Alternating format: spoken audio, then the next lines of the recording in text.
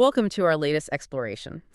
Today we are going to unpack something really fascinating. We have gathered a pretty massive stack of research for you today. Yeah, we've got some really dense dip psychology papers, some modern sociological critiques, and even some conflicting neurobiological research on habit formation. It's a lot of material to go through. It really is. And we are going impartially report on all of it to find the core message. Right. And the mission of our conversation today, our main goal is to understand the invisible emotional baggage we all carry around. Right, because we all have it. Exactly. We want to figure out how this unseen weight limits our potential and how embracing our hidden flaws can actually change our lives. But to start, I want you, the listener, to picture a very specific, everyday scenario. Oh, I love these. Set the scene. Okay, so it is late at night, you are standing in your kitchen, Right. the rest of the house is completely dark, right? And it is overwhelmingly silent. Just that heavy late-night quiet. Yeah, exactly. Except for the rhythmic, hollow drip, drip, drip of a leaky faucet that you have been, meaning to fix for like 3 weeks. Oh, I know that sound. It's like a metronome of guilt. It really is. Yeah. And the only light in the room is that harsh, unforgiving fluorescent glow from the range hood above your stove. It's casting these long, dramatic shadows across the countertops. And there, sitting in the sink, is a towering, precarious, absolutely crusty pile of dinner dishes. The worst thing to see at the end of a long day. Totally. We are talking baked-on lasagna cheese clinging to the edges of a glass pan. You've got congealed tomato sauce turning to this hardened, impossible lacquer, and the silverware is all tangled up in a sticky web at the bottom. Just looking at it makes you tired. Right. You are looking at this mountain of porcelain and glass, and you can literally feel a heavy sigh building up in the center of your chest. It's a physical weight. Your lower back aches, your feet are throbbing inside your socks, and your bed is calling your name. It feels almost impossible to resist. Yeah, it is a universally recognized, highly visceral moment of dread. I mean, the day is technically over. Right, you're done. You have clocked out, you handled all the emails, you navigated the social interactions, but these physical obligations of the day are stubbornly clinging to the present moment. They are demanding just a little bit more from a battery that is already at zero. And in that quiet, echoing kitchen, staring at the congealed sauce, you face a choice. It seems like a totally mundane, throwaway choice, but it is actually a massive philosophical crossroads. It really is the ultimate test. You can either reach up, flip off that harsh stove light, walk away, and leave that crusty mountain to solidify into concrete for tomorrow morning. Which is so tempting. So tempting. Or you can roll up your sleeves, turn on the hot water, grab the damp sponge, and just wash them right now. And as most of us know intimately, the temptation to walk away in that specific moment is overwhelmingly strong. I mean, the psychological justification we use is always some variation of, I will have more energy tomorrow. Oh, totally. I'll wake up early and tackle it fresh. Exactly. Which, if we are being completely honest with ourselves, is an absolute fiction. Yeah. You are not going to have more energy tomorrow. No, never. You will just have the added stress of starting a new day in a state of immediate deficit. A complete fiction. But here is where it gets incredibly interesting, and where this totally mundane moment kind of cracks open into something profound. Let's say, in that moment of staring at the sink, you have an epiphany. Okay, an epiphany. You realize that you can actually do a tangible, undeniable favor for a very specific person. You can do a favor for your future self. Right, the you of tomorrow morning. Exactly. By choosing to endure this highly annoying, tedious task right now, in the present, you are actively sparing the you of tomorrow the cortisol spike of waking up to a disaster zone. You are effectively reaching through time and eliminating a moment of regret before it even happens. It's a powerful shift in perspective. Imagine the pure sensory relief of waking up, shuffling into the kitchen in your slippers to make your coffee, and walking into a sparkling, pristine space. You look at that empty, shining, stainless steel sink, and you literally say the words, "thank you," out loud to an empty room. And you are thanking your past self. That phenomenon is deeply fascinating because it strikes at the very core of how we understand our own identity across time. Yeah.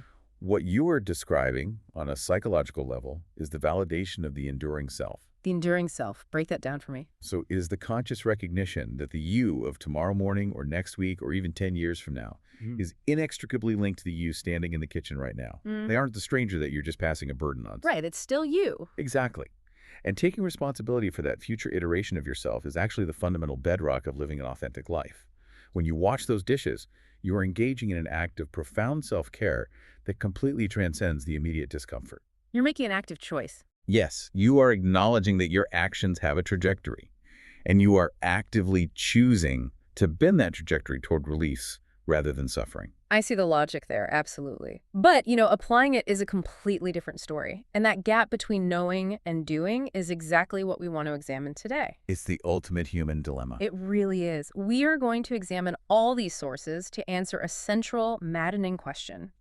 If the concept is so incredibly easy to understand, if we rationally know that doing a small, annoying thing right now creates a massive wave of relief for our future selves, why is it so remarkably hard to execute? Right. Why the resistance? Exactly. Why do we habitually, almost compulsively, sabotage our own future happiness? Why do we hold ourselves back from our potential or walk around with this lingering, dull ache of disconnection from who we actually want to be? It's a heavy question. If the formula for a better tomorrow is simply, wash the dishes today, why does the sink stay full? Well, the answer lies in the fact that the reason you lack the energy to do the dishes has almost nothing to do with physical fatigue. Wait, really? Nothing to do with physical tiredness? Very little. Or even poor time management, for that matter. It has everything to do with a massive invisible leak in your emotional battery. The resistance you feel staring at the sink doesn't come from mere laziness. Okay, so where does it come from? We carry an immense amount of unseen emotional cargo. We're talking repressed traits, silenced voices, denied desires. And keeping all of that hidden requires a staggering amount of daily, continuous energy. So it's an active drain on our system. Precisely.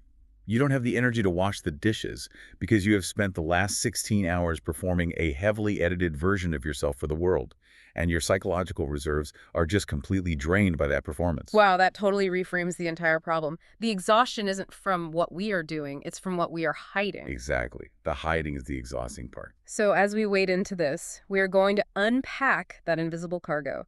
We're going to look closely at this unseen emotional baggage we drag into our offices, our relationships, and our quiet kitchens. And we're going to see how it limits us. Right. And perhaps most radically, we are going to explore how bringing these rejected parts of ourselves out into the light, embracing our so-called flaws, can completely reimagine the trajectory of our individual lives and even the world around us. It is a really profound shift in perspective, but the first crucial step in this process is acknowledging a reality that makes a lot of people very uncomfortable. Which is what? The fact that the person standing in the kitchen making that decision isn't a singular, perfectly unified entity. We like to think of ourselves as one cohesive, rational personality, operating like a ship's captain at the helm. Yeah, totally in charge. Right. But the psychological reality found in our sources is that we are deeply divided. We have the curated self that we present to the world, and then we have a sprawling, complex shadow structure of everything we have hidden away. Okay, let's talk about how that division actually happens, because nobody is born feeling divided like that, right? No, absolutely not. If we want to help our future selves, but something internal feels like wading through waist-deep mud, we need to know what that mud is made of. What is the anatomy of this internal resistance?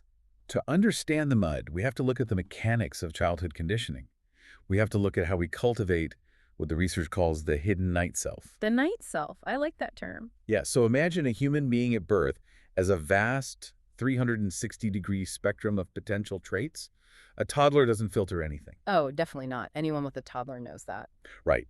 They express loud, uninhibited joy.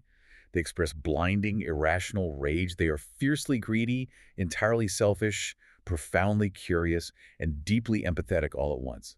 They embody the entire spectrum of human emotional capacity. They are just a raw nerve of human experience. Exactly, just raw, unfiltered humanity. But almost immediately, that child is thrust into a complex, highly regulated social environment. Parents, siblings, kindergarten teachers, and the broader cultural atmosphere begin providing constant, real-time feedback on every single behavior. Okay, the social conditioning starts. Yes. The child's brain is a survival machine, and it quickly maps out the territory. It learns which traits ensure survival, meaning which traits are rewarded with love, physical safety, gold stars, and warm smiles. And on the flip side, Simultaneously, it learns which traits threaten survival, It figures out which behaviors are met with frowned brows, raised voices, timeouts, withdrawal of affection, or social exclusion. So we start pruning ourselves. We build this socially acceptable, highly polite persona to navigate the world safely. We learn to say please, to share our toys, to be quiet when adults are speaking. Right. We adapt to fit the mold. We suppress our tears if we are told boys don't cry, or we suppress our anger if we are told girls should be accommodating. We build a good version of ourselves, yes. But the critical mechanism here is what happens to the traits that are pruned away. When a parent scolds a child for being too loud, the child's capacity for loud, vibrant exuberance doesn't just evaporate into the ether. It doesn't just disappear. No, a biological impulse doesn't cease to exist simply because it is deemed socially inconvenient. Instead, the child learns to hide it beneath the surface. Up until about the age of 20, we spend our developmental years meticulously sorting our personality traits. Like separating laundry. Exactly. We keep the acceptable ones on display, and we take all the unacceptable parts, the anger, the jealousy, the bizarre humor, the intense ambition, the need for isolation, and we stuff them into a giant, invisible, completely sealed bag. Just shoving it all in there. Yeah, and we do this not out of malice, but out of a desperate biological imperative to survive the rigid structures of our family and our society. I really love this visual of the bag, but I want to make it even more visceral for you listening because it is not just a casual tote bag you drop a few things into. Think of it like aggressively overpacking a rigid suitcase for a month-long trip when you're only allowed one carry-on. Oh, that is a perfect way to picture it. You know that exact frantic feeling. You have way too much stuff. You are trying to shove in bulky, itchy sweaters of repressed anger. You are jamming in the sharp, uncomfortable shoes of envy. And none of it really fits. No. You have this awkwardly shaped, rigid umbrella of weird, eccentric silliness that totally defies the dimensions of the case. And you are shoving it all in there, frantically tucking the sleeves down, making sure absolutely nothing is poking out. Sweating while you do it. Yeah. Eventually, you have to literally lay the suitcase on the floor, sit on top of it, bounce your body weight up and down, straining just to force the two sides of the zipper to meet. You lock it, you wipe your brow, and then you drag this incredibly heavy, densely packed block of compressed psychological luggage around with you every single day. That analogy perfectly captures the sheer physical and mental effort involved here, because the suppression of human traits is not a passive event. It is an active, continuous exertion of force. It takes work to keep it shut. An immense amount of work. It requires an immense expenditure of metabolic and psychological energy to keep that heavy suitcase zipped. You are hauling it onto the subway during your morning commute. You are dragging it into the conference room at your office. You are awkwardly maneuvering it into your romantic relationships and your friendships. But I have to ask about the physics of this, because eventually the zipper breaks, right, or the fabric tears. Something has to give, yes. If that bag is sealed so tightly under so much immense pressure and we keep shoving more into it every time we bite our tongue or swallow our true feelings, where does all that stuffed away energy actually go? You said impulses don't just evaporate, so how does it manifest? That is the pivotal question of this entire exploration. It does not stay dormant. The cost of keeping it contained is staggering, and it manifests as a structural warping of the personality. A structural warping. What does that look like? This high-pressure containment actually squeezes us completely out of shape. Because we have locked away so many vital, load-bearing pieces of our humanity, we develop what the psychological sources refer to as a false self, to compensate and fill the void left by our missing self. A false self. I want to clarify that term because false sounds like we are intentionally being deceitful or faking it maliciously. Like we are all walking around as sociopaths trying to trick each other on purpose. Oh, no, it is not a malicious deception at all. Yeah. It is a structural necessity, like putting a splint on a broken leg. Okay, that makes more sense. If you have locked away your natural, aggressive ambition because you were raised in an environment that taught you wanting things is greedy or unseemly, you still have to navigate a competitive world. You still have to survive. Right, you still have to get a job and pay rent. Exactly. If you have locked away your natural introversion because your family demanded you be the outgoing life of the party, you still have to function at social gatherings. If you suppressed a deep, burning artistic desire because it wasn't considered a practical career path, you are left with massive, gaping holes in your psyche. So the false self fills those holes. Yes. The false self is the architectural facade you build to cover those holes so you can continue to function in society without collapsing. So it's basically a coping mechanism, but what is the downside if it actually helps us function and get by? The downside is that a facade has no internal power source. It is entirely synthetic. When you operate from your true nature, energy flows naturally. It sustains itself. But when you operate from the false self, every interaction, every decision, every hour at the office requires you to manually crank the engine. It's force. Highly forced. We pay for the false self with our baseline vitality. And this is exactly why we are seeing such massive, unprecedented, modern epidemics of anxiety, of chronic bone-deep burnout, and a pervasive sense of meaninglessness that seems to infect even very successful people. Everyone is just exhausted. People are utterly exhausted. And they're not necessarily exhausted because they're working too many hours or running marathons. They're exhausted because the psychological labor of maintaining the false self while simultaneously dragging around the pressurized suitcase of the hidden night self drains their emotional battery to zero before the day even begins. You wake up tired. Right, you cannot feel whole, and you certainly cannot feel deeply energized if half of your life force is logged in the trunk. This connects perfectly back to the kitchen sink scenario. It explains that specific, heavy feeling of being incredibly tired, even when you haven't technically done anything physically demanding that day. It is the exhaustion of the daily performance. Exactly. The performance is what drains you. But this brings up a huge logistical problem.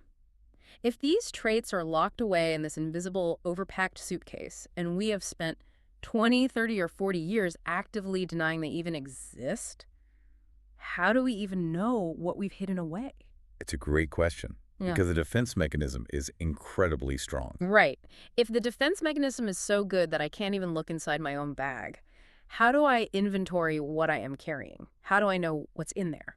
Well, the brilliance and the cruelty of the human mind is that we never actually lose sight of what is in our bag. We just refuse to see it inside ourselves. What do you mean? Instead of looking inward, we see it vividly, in high definition, reflected in the people around us. This brings us to one of the most fundamental, foundational psychological defense mechanisms mentioned in the research. Which is? Projection. Because our conscious mind cannot tolerate the cognitive dissonance of acknowledging these rejected, unacceptable traits within ourselves, we unconsciously eject them. We take them and project them outward onto other people. So we see our own junk in someone else. Yes. The world essentially becomes a massive, interactive hall of mirrors, reflecting our own hidden baggage back at us in the form of other people's behavior. Let's break down the why of that before we get into the how. Why does the brain do this? Why is the brain's defense mechanism to see the flaw in someone else rather than just ignoring the flaw entirely? Wouldn't ignoring it be easier? It comes down to ego preservation and threat management. The ego, meaning the conscious I, has built its entire sense of safety and self-worth on the premise that it is good, polite, and acceptable. Okay. If the ego were to suddenly look inward and see a massive reservoir of rage, greed, and selfishness, it would experience a catastrophic collapse of identity. It would feel like a mortal threat to its very existence. Because it contradicts everything we believe about ourselves. Exactly. So to relieve this immense internal pressure without destroying the self-image, the brain externalizes the threat. By projecting the forbidden trait onto someone else, the ego feels safe. He's like, I'm not the angry one, they are. Yes. It can now aggressively attack, criticize, and judge the trait in the other person, completely avoiding the unbearable shame of attacking itself. It is a brilliant pressure release valve that keeps the full self intact and protected. That is wild. It's basically outsourcing our own self-loathing. Give me a concrete sensory example of how this hall of mirrors actually operates in everyday real life. Sure. Let's look at a very common, almost archetypal dynamic in romantic relationships. Consider a married couple navigating a typical Saturday morning. Okay, a Saturday morning. One partner is highly organized, punctual to a fault, deeply obsessed with details, and thrives on rigid schedules. Their entire life is a perfectly calibrated spreadsheet. They have the weekend planned out in 15-minute increments. Sounds exhausting, but okay. Right. Now, the other partner is the exact opposite. Spontaneous, highly intuitive, lives entirely in the present moment, and is completely, infuriatingly messy. This is the partner who leaves burnt, crusty oatmeal pots sitting on the hot stove. They constantly misplace important tax papers. They completely forget that they promised to be at a brunch. at 11:00 a.m. I think literally everyone listening knows a couple exactly like this. Or, they have been half of a couple exactly like this. It usually ends in a lot of tense, whispered shouting in the kitchen about loading the dishwasher correctly. Exactly. On the surface, they drive each other absolutely crazy. The organized partner feels a constant low-level panic, feeling like they are endlessly managing a chaotic, irresponsible child. They sigh heavily as they scrub the burnt pot. Resentment building up. Lots of resentment. And the messy partner feels suffocated, feeling like they are living under the thumb of a rigid, joyless dictator who cares more about the schedule than about actually enjoying life. So they are just totally incompatible. Well, that's what it looks like on the surface. But the revelation here, the deeper psychological layer we find in the sources, Yes. is that they are not just incompatible roommates, they are actually encountering their own hidden selves. Wait, explain the mechanics of that. How are they each other's hidden selves? The highly organized partner, who seems to have everything perfectly under control, secretly and desperately needs to let go of that control. At some point in their childhood, spontaneity and messiness were likely punished or framed as dangerous. So they cacked it away. Right. They stuffed their own capacity for flow, relaxation, and chaos into their invisible bag. Conversely, the messy, spontaneous partner secretly craves and requires structure to actually achieve their goals. But they rebelled against it. Yes, they likely rebelled against rigid authority early on and stuffed their capacity for discipline into their own bag. They fell in love in the first place because they each subconsciously saw in the other the exact missing pieces of their own psyche. Oh, wow. That changes everything about how you view an argument. It does. The intense irritation they feel on that Saturday morning isn't just about burnt oatmeal or rigid brunch schedules. It is the deep existential friction of encountering their own rejected nature, living, breathing, and making a mess in their own kitchen. Okay, I see how that works in the intimacy of a marriage. You are close to the person, you see their habits, but I want to push back a little and apply this to a non-romantic, everyday scenario, because surely not everyone who annoys me is a mirror, right? Well, let's explore that. Give me an example. Okay, let's say I have a coworker, and this coworker is just objectively, arrogantly outspoken. They consistently interrupt people in meetings. They state their half-baked opinions as absolute, undeniable facts. They take all the credit, and they never, ever apologize for taking up space. We all know that coworker. Right. Oh. And it drives me up the wall. I get a visceral, tense reaction in my jaw every time they unmute themselves on a call. Does the projection theory really mean that I secretly want to be an arrogant, interrupting jerk? Because I strongly disagree with that. I don't want to be that guy. That is the most common and honestly most understandable misunderstanding of how projection works. You have to look at the core energy of the trait, stripped of its toxic, negative extreme. Stripped of the toxicity, what does that leave?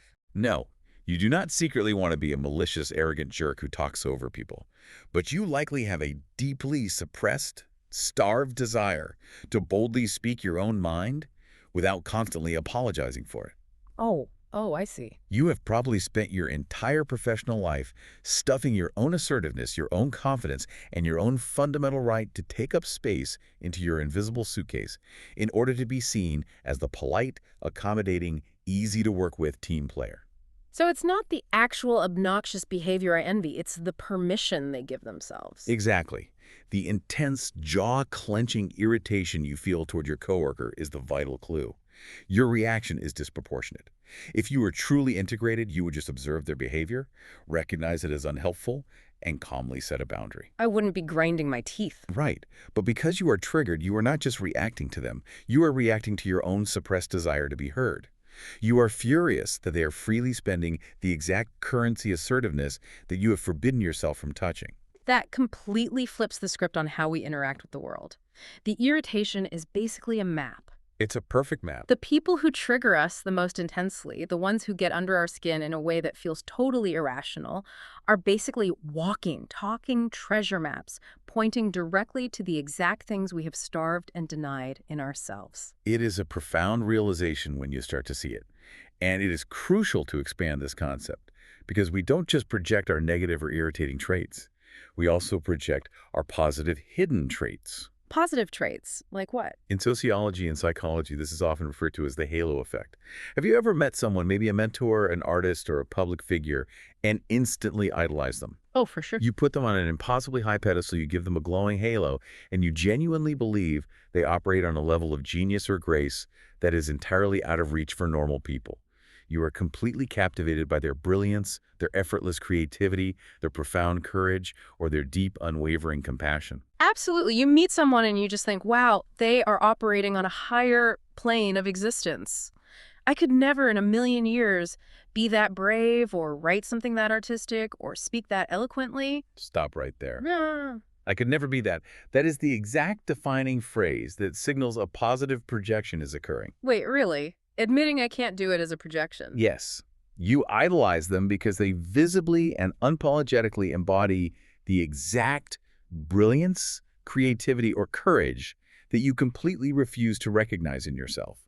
You have locked your own greatness, your own gold into the suitcase. But why would anyone repress their own greatness? I understand repressing anger to stay out of trouble, but why repress brilliance? Why hide the good stuff? Because owning your greatness is incredibly dangerous to the false self. How so? If you admit that you are deeply creative, you are now responsible for creating something, which opens you up to failure and criticism. If you admit you are brilliant, you might outshine a sibling or a parent, disrupting the family dynamic. It often feels much safer and much less arrogant to deny your own power. So we just give it away. Exactly. You project your own gold onto someone else and worship it safely from afar. You make them the hero, so you don't have to carry the burden of being the hero in your own life. So the bag isn't just full of dirty laundry and dark impulses. It's full of unspent gold, unrealized potential, and buried talents. That makes the tragedy of keeping it locked up even more profound. It is a huge loss of potential. If we are constantly projecting these things onto other people, both the good and the bad, are there any other everyday clues? How else does this highly pressurized bag leak in our daily lives? Because the bag is under such immense constant high pressure, the system has to have built-in pressure valves to prevent a total psychological rupture. One very common everyday valve mentioned in the data is the slip of the tongue. Oh, those are the worst. Think about that hot, agonizing flush of embarrassment when you were in a social setting and you accidentally say the exact brutal thing you were trying desperately to hide. Like when your brain just misfires. Right. The polite persona intended to offer a bland compliment, but the hidden self accidentally overrides the system and speaks the blunt, uncomfortable truth out loud. It is the zipper on the bag bursting open for a fraction of a second, revealing what you actually think. Like accidentally telling your boss what you really think of their new strategy before catching yourself. What's another valve? What else leaks? Another major, highly revealing pressure valve is our sense of humor. How so? Like the specific things we find funny. Exactly. Pay very close attention to what makes you laugh uncontrollably. Humor is a fascinating psychological loophole because it bypasses the polite persona entirely. Because you can't really plan a genuine laugh. Exactly. A genuine laugh cannot be faked. It is an involuntary release. The jokes we find the most hilarious, especially the dark, irreverent, or inappropriate ones, almost always reveal the exact taboos and rules we are exhausting ourselves trying to uphold. Give me an example of that. For instance, a deeply rigid, rule-following person who is obsessed with order might find slapstick chaos or stories of wild, destructive rebellion incredibly breathtakingly funny. The laugh is a release valve. So it's letting the chaos out safely. Yes, it allows their suppressed, starved desire for rule-breaking and chaos a brief moment to breathe and be validated through the social acceptable medium of a joke. Okay, so let's summarize where we are. We are surrounded by mirrors. We see our repressed anger screaming at us in the aggressive driver cutting us off in traffic. We see our repressed brilliance shining in the mentor we idolize. We hear our repressed desire for chaos in the jokes that make us laugh until we cry. Exactly. It's everywhere once you know to look. Once we start noticing these reflections, what do we actually do about it? How do we safely unzip this massively overpacked suitcase and confront these hidden voices internally? Because if I just rip the bag open, won't I just spiral into shame? It feels incredibly dangerous to look at the things I've hated about myself for decades. It can feel terrifying, which is precisely why your polite persona fought so hard to lock it away in the first place. Your brain perceives it as a genuine threat. But consciously, safely confronting it is the only possible way to reclaim your vitality and stop the energy drain. So how do we do it without panicking. To do this safely, we have to move beyond abstract theory and practice giving these hidden voices a literal, tangible seat at the table. We have to personify them, enter into dialogue with them, and understand what underlying, often protective goal they're actually trying to achieve. I want to make this highly practical. Let's do a sensory exercise for you listening right now. I want you to visualize your inner critic. We all have one. Oh, definitely. It's that relentless voice that tells you you aren't good enough, the one that makes you hesitate before you speak up in a meeting, the one that scrutinizes your reflection in the mirror. I want you to picture an empty chair sitting right across from you in whatever room you are in. Just a standard empty chair. Right. Now, physically put that inner critic in the chair. Manifest them. What are they wearing? Is it a sharp, intimidating, perfectly pressed business suit? Is it a disapproving, sensible, itchy wool cardigan? How are they sitting? Are they relaxed or tense? Yeah. Are they leaning forward aggressively, invading your space? Or are they sitting back with their arms crossed, radiating cold judgment? And most importantly, listen to the exact tone of their voice when they tell you what you should or shouldn't do. The tone is so important. Is it a cold, calculating, quiet whisper? Is it loud, domineering, and mocking? As you picture them sitting there, notice the physical sensation in your own body right now. Do you feel a tightness in your chest? Is your breathing getting noticeably shallower? Does your stomach suddenly drop? That physiological reaction you just described, the tight chest, the shallow breath, is the key to everything. When you feel that, you are actively experiencing the internal power dynamic that has been running on autopilot in your subconscious for years. I'm feeling it physically. Yes. In that moment, you are unconsciously inhabiting the role of the passive, helpless, scolded child, while the inner critic occupies the role of the omnipotent, authoritarian parent. And as long as I stay in the child role, the critic wins. Exactly. The importance of an exercise like this is physically and mentally shifting that ingrained perspective. You have to answer back to the critic. You have to consciously refuse to remain in the passive child role. How do you do that? You look that materialized critic in the eye and you say, I hear your anxiety, but you do not get to dictate my actions today. Now, this addresses a very common critique of this type of psychological work. Many people think, if I talk to the critic, won't it just make it stronger? Yeah, that's what I would assume. Giving it attention feeds it. But here is the critical shift in understanding. The inner critic is rarely a pure villain trying to destroy you. More often than not, it is a malfunctioning bodyguard. A malfunctioning bodyguard. I love that reframing. Unpack that for us. Think back to middle school. Middle school is an incredibly dangerous social environment. If you stand out too much, if you say the wrong thing, you face devastating social exile. It is a brutal time. Truly brutal. So your brain, wanting to protect you, creates a bodyguard voice that says, don't speak up, don't wear that, don't be weird, to keep you safe from the pack. The problem is, you grew up, but the bodyguard never updated its software. It's stuck in the past. It is still operating on middle school threat levels in your professional adult life. When you realize the critic is just a terrified, outdated protector trying to keep you safe from rejection, the hostility drops. You don't have to destroy it. You just have to relieve it of its command. It's about breaking the spell of absolute authority. Yeah. But I want to explore the edges of this, because what about the really weird, uncomfortable stuff in the bag? It's not always just a nagging critic in a sensible cardigan. No, sometimes it's much more intense. Right. Sometimes the stuff we repress feels much darker, stranger, or more animalistic. It's not just don't wear that shirt. It's visceral. It absolutely does. And those are often the most vital pieces of energy we have lost. Let's look at a concrete documented example of this from clinical practice. There was a case of a woman who suffered for years from terrifying, recurring nightmares. Okay, what were the nightmares about?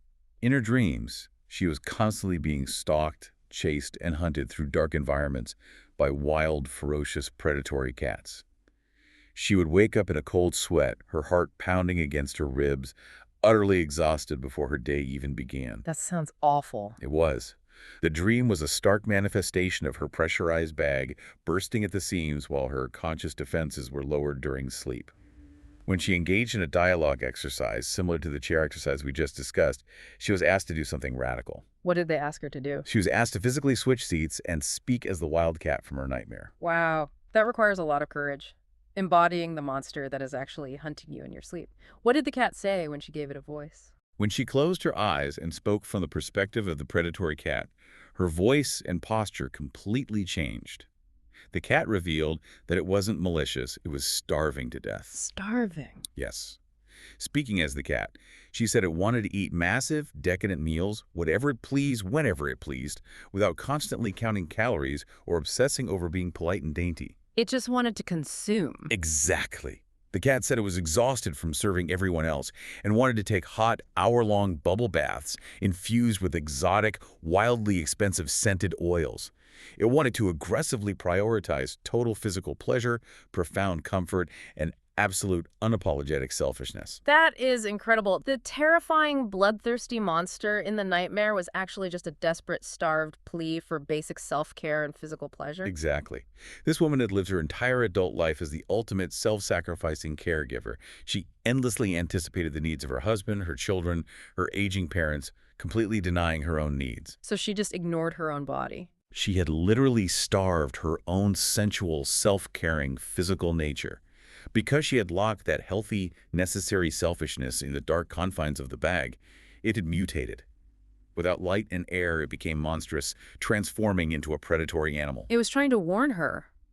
The nightmare wasn't trying to destroy her, it was a desperate alarm bell trying to get her attention before her physical health collapsed entirely. And what happened when she actually listened to it? When she started integrating those desires, actually carving out time for the baths, eating the food she genuinely craved, saying no to unreasonable requests, the nightmares completely and permanently stopped.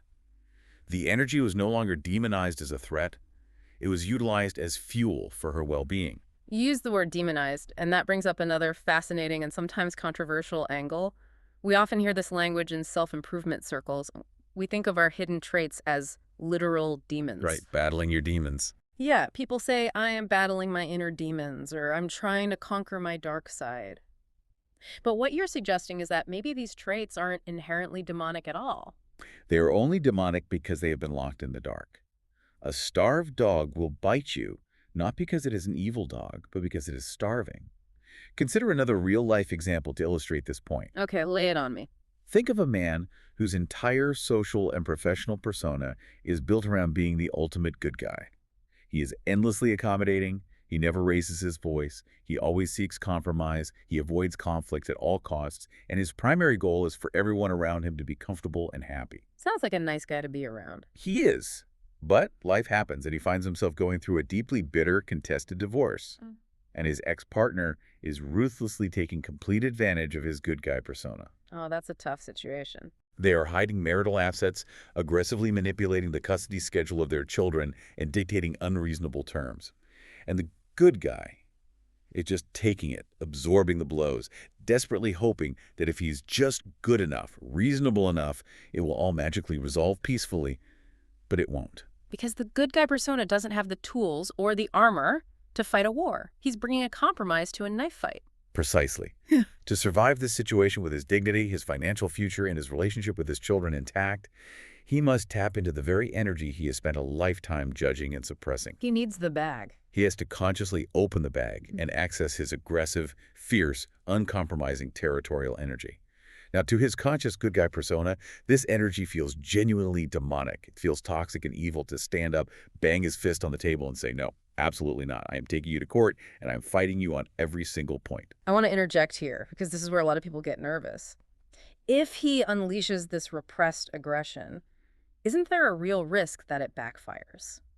Couldn't he swing too far, become consumed by the anger, and end up doing something destructive that ruins his case? That's a valid fear. Like, what is the difference between healthy integration and just acting out of rage? That is a vital distinction. Acting out of blind rage is what happens when the bag bursts open accidentally and the energy possesses you. You lose control. Integration, however, is a conscious, intentional wielding of the energy. So you're choosing to use it. You invite the energy into the room, but you keep your hand on the steering wheel. In this context, that fierce energy isn't evil. It is a necessary, formidable protector. It is the guardian at the gate of his boundaries. And he had abandoned the gate. Because he locked his aggression in the bag decades ago, he left the gates of his castle completely unguarded. Anyone could walk in and take whatever they wanted. Reclaiming that so-called demonic voice is the only way he can demand fairness. The aggression becomes the shield that protects his family. This is such a radical, unsettling shift in perspective. We are constantly taught by an entire industry of self-help to meditate our anger away, to conquer and eradicate our laziness, to banish our weirdness. Optimize ourselves. Exactly, to optimize ourselves into smooth, frictionless spheres. But you're saying that when we actually stop fighting these flaws and we actively invite these hidden voices to sit down at the table, we realize they contain immense raw fuel. They are the fuel. They aren't obstacles blocking our work. They are the fundamental fuel required for our creativity and our life force. They are the absolute bedrock of our unique creative power. We cannot be creative if we are fundamentally disconnected from half of our emotional spectrum. When we reframe our so-called bad habits, our neuroses, and our laziness, we often find the exact, highly specific rhythm our individual mind requires to produce anything of actual value. Let's talk deeply about the reframing of bad habits and laziness. Yeah. Because we live in a corporate culture that is absolutely obsessed with productivity hacks. Oh, completely obsessed. We are bombarded with articles on how to optimize our morning routines, how to biohack our sleep, how to squeeze an extra 15 minutes of output from our lunch break. We fundamentally want to be machines. We do. And it is a deeply destructive anti-human pursuit. Machines do not require incubation. Humans do. Incubation, right. Take the example of a professional writer. We looked at a case study in the materials of a writer who suffered from immense, crushing cycles of guilt because, periodically, roughly every few weeks, they would spend an entire day in bed watching mindless, trashy television. Totally checking out. They would lie there for 12 hours, feeling like an absolute fraud and a failure, believing that a real, successful professional should be perfectly, consistently productive, sitting upright at a polished mahogany desk from 9 to 5. Right. The cultural expectation is this sanitized, effortless creation. We expect people to churn out clean, perfect copy like a 1950s homemaker, pulling a tray of flawlessly round golden chocolate chip cookies out of the oven. Ding! Another perfect chapter is done. Moving on to the next. Exactly, the myth of sanitized, continuous creation. Yeah.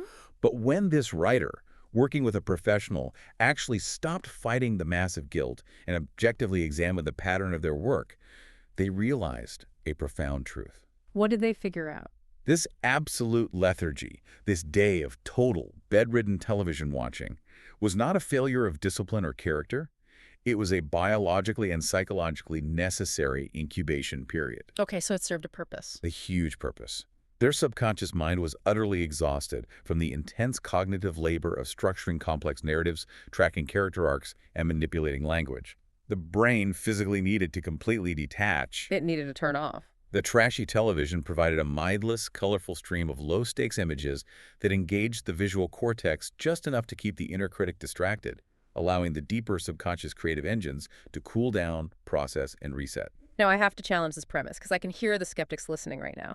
If we look at some of the neurobiological research in our sources, they argue from a purely mechanical standpoint. Right, the dopamine pathways. Yeah, they might look at that writer in bed and say, that's not an incubation period. That is an issue of dopamine regulation. That is executive dysfunction or a freeze response to stress. That's a very common pushback. How do we differentiate between a necessary incubation period that fuels our creativity and just actual destructive procrastination that ruins our lives? If I tell myself my laziness is just creative fuel, aren't I just enabling my own worst habits? That is a brilliant pushback, and the distinction is crucial. The difference between numbing out and active rest lies in the outcome and the intention. So how it feels afterward. Destructive procrastination is an avoidance tactic driven by fear. It feels hollow, it increases anxiety the longer you do it, and it never leads to a creative breakthrough. It just leads to more paralysis. Incubation, even if it looks identical from the outside, has a different internal texture. It feels like a necessary exhale. That makes sense. And the proof is in the pudding. This specific writer found that if they forcefully denied themselves this day of lethargy, if they chugged coffee, sat at the desk, and aggressively pushed through the fatigue using sheer willpower, the work they produced was forced, wooden, and completely hollow. It lacked life. It had no life to it. Yeah. The laziness was the necessary structural precursor to the actual art.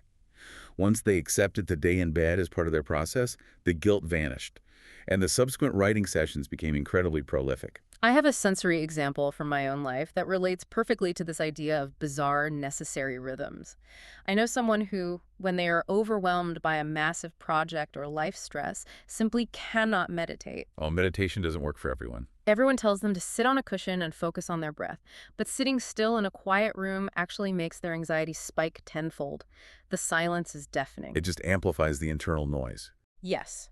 What they actually need to do, the specific mechanism their brain requires, is to get in their car and drive aimlessly down dusty, empty rural roads. They need the windows rolled all the way down. That sounds intense. They need the wind violently whipping their hair around, the loud white noise of the tires on the gravel, the distinct smell of dry dirt, diesel exhaust, and cut grass. They need to just stare out the windshield at the blur of weathered gray barns and passing fence posts. A sensory overload. To a productivity expert, it looks like wasting expensive gas and wasting precious time. But that specific, chaotic, high-sensory input is the exact mechanism their unique nervous system requires to overload the anxious conscious mind, force it to shut down, and allow new, calm ideas to surface from the subconscious. That is a beautiful, vivid illustration. Both the writer watching television in bed and the driver navigating the dusty rural roads are actively defying the cultural expectation of how a successful, productive life should look. We are sold such a powerful, pervasive, ultimately toxic myth of the linear life. It's drilled into us from kindergarten. It really is. The trajectory of a successful human is supposed to be a straight, relentlessly ascending line on a graph. You go to elementary school, you get good grades, you get into a prestigious college, you land the highly competitive entry-level job. You got promoted. You buy the starter house, you get promoted again, you buy the bigger house, and you ride that smooth, upward diagonal line straight into a golf course retirement. But that graph is a total fabrication. Nobody actually lives that line. Real life doesn't look like a corporate earnings chart. Real life looks like a chaotic, wandering, messy, looping scribble. It doubles back on itself. It drops off a cliff unexpectedly. It goes in circles for 3 years while you figure out who you are. And we suffer immensely on a daily basis when we constantly compare our beautiful, complex, highly individual scribble to that fictional, socially mandated straight line. The straight line demands constant, unwavering upward momentum, which is biologically and psychologically unnatural. It's impossible to maintain. The scribble, however, honors our unique rhythm. It honors our deep contradictions, our weird needs for aimless driving or days in bed, our strange habits. That unique, messy rhythm is precisely what gives your life its specific tone, its flavor, its dynamic energy. It's what makes you you. If we look at the natural world, you cannot reach the peak of the next towering mountain without first walking all the way down into the valley, resting in the shadows, navigating the dense brush, and gathering your strength. You have to descend. The valleys aren't a failure of altitude or a sign of weakness. They are a geographic and structural necessity. Your flaws, your periods of rest, and your valleys are the very things that make your peaks structurally possible. Okay, this is the moment where we have to zoom out significantly because everything we have discussed so far is incredibly profound on an individual, personal level. It changes the individual, yes. Integrating our hidden selves, accepting our geographical valleys, making peace with the wild cat of our desires and the fierce protector of our boundaries, it allows us to rewrite the messy scribble of our individual lives and find peace. But we do not exist in a vacuum. No, we are inherently social creatures. We are not isolated individuals meditating on a mountaintop. We live in a deeply interconnected, massive, highly complex global world. So what happens when we apply that same unlocked, integrated creative energy to the wider society? This is the critical leap, and it is where the stakes become incredibly high. Yeah. When we heal the individual, we don't just create a happier person. We actually gain the capacity to heal the collective structure. How does that work? To understand the mechanics of this, we have to recognize what our ultimate evolutionary advantage actually is as a species. It is not our physical strength or our speed or our sharp teeth. It is the unparalleled power of human imagination. Our ability to think things up? We do not simply exist within the natural world like a deer or a bird, biologically adapting to whatever environment we find.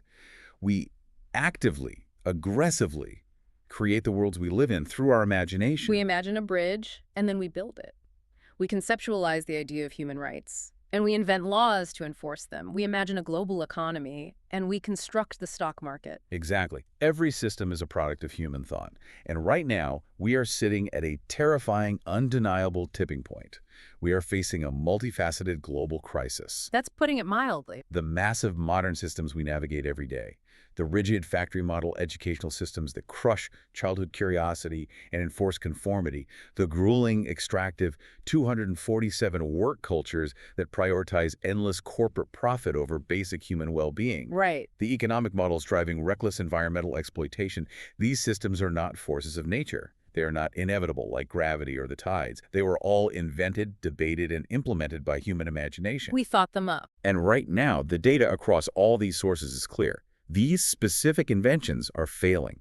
They are driving massive global epidemics of clinical depression, severe anxiety, and a profound societal disconnection. The systems are fundamentally failing the human spirit. I hear that, and I agree with the diagnosis of the problem, but here's my major pushback. When we talk about global economics and generational educational paradigms, it feels impossibly suffocatingly overwhelming. It's massive scale. The scale is too big. If the systems are that massive, entrenched, and powerful, how does me integrating my shadow make a single dent in it? How does me taking a hot bubble bath or forgiving my inner critic in an empty chair or driving down a dusty road actually change the machinery of the world? It feels like trying to stop a Category 5 hurricane by holding up a paper umbrella. It feels that way because our linear thinking drastically underestimates the contagious viral nature of human thought. The answer lies in a sociological concept we can call call and response creativity. Call and response, like in music. Similar, yes. No massive invention, no profound cultural shift, no historical revolution ever happens in a vacuum.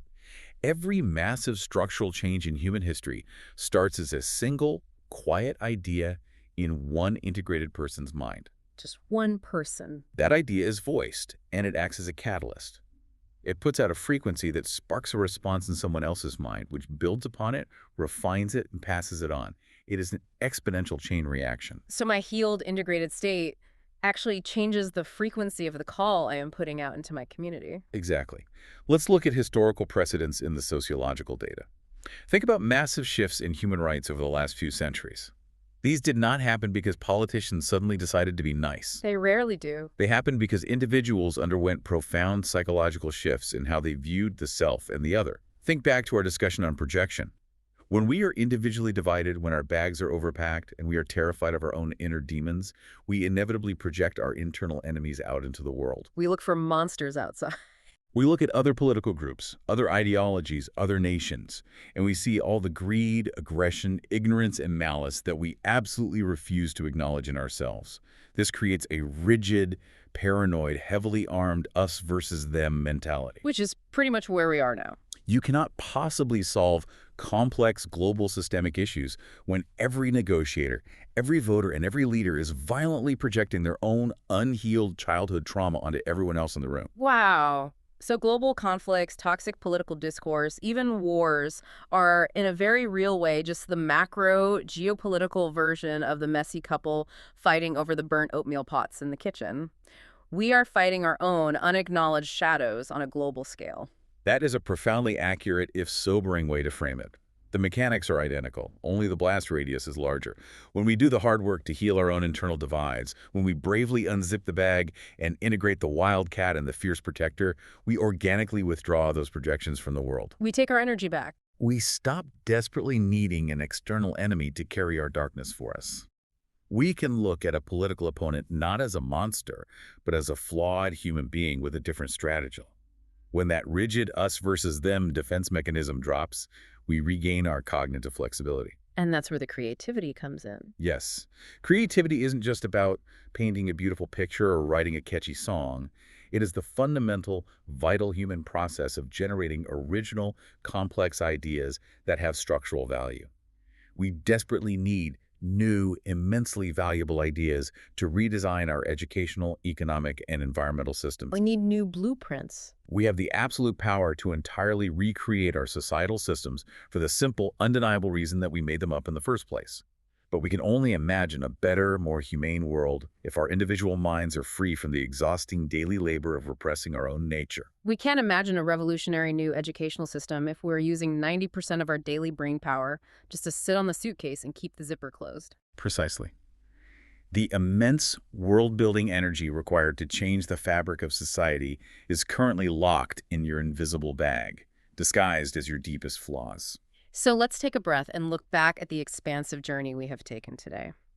We started standing at the kitchen sink in the middle of the night, staring at a crusty pile of lasagna dishes. It seems like a lifetime ago. It does. And we realized that in that incredibly mundane, annoying moment, we have the tangible power to reach through time and change our future self's reality. From there, we unpack the concept of the invisible bag, that massive, overstuffed suitcase of our hidden traits, our silenced anger, our buried desires, and our unspent gold. We covered a lot of ground. We learned the mechanics of projection and how to look at the people around us, the infuriating coworkers, the chaotic partners, the idolized mentors, and see them not as external forces acting upon us, but as perfectly polished mirrors reflecting our own unused potential. It's all connected. We confronted the inner critic, recognizing it not as a villain, but as an outdated bodyguard. And we realized that our deepest, most shameful flaws and our strangest, most inexplicable habits are actually the raw, combustible material required for our greatest creativity. It is a lifelong journey of reclaiming your full humanity, piece by piece. And as a final reflection to tie this all together, I want us to consider the sheer, staggering, almost incomprehensible scale of human potential. The big picture. Anthropologists estimate that roughly 100 billion humans have lived, breathed, and died on this earth since the dawn of our species. 100 billion individual complex lives. That number is almost too big to picture. And every single one of them contributed, in some small or massive way, to leaving behind the tangled, beautiful, chaotic scribble of progress that we are navigating today. The complex language we use to communicate, the technological tools we rely on, the philosophical concepts we debate, the art that moves us to tears, it is all the inherited legacy of their collective imagination. It's incredible when you think about it. Because of that unbroken chain, your specific life, your specific rhythm, your deeply unique scribble matters immensely. It is not an accident. It is the absolute leading edge of human evolution. I want to leave you, the listener, with one final provocative thought to chew on. As you go about your day-to-day, wherever you are going, look around you. Really, truly look. Everything you see, the poured asphalt on the roads you drive on, the towering, mathematically impossible glass architecture of the buildings, the rigid 9-to-5 schedules you adhere to, the complex, unspoken social rules of how to behave in a crowded elevator. It's everywhere. None of it was inevitable. It did not grow out of the ground. It is all nothing but the crystallized imagination of the flawed, deeply complex people who came before you. It is all entirely made up. So if you finally stopped fighting your own hidden nature, if you finally unzipped that heavy, burdensome bag, let the wild cat out to breathe, invited the terrified inner critic to sit down and rest, and let your full, complex, unapologetic self into the light, what entirely new reality would you draw into existence tomorrow?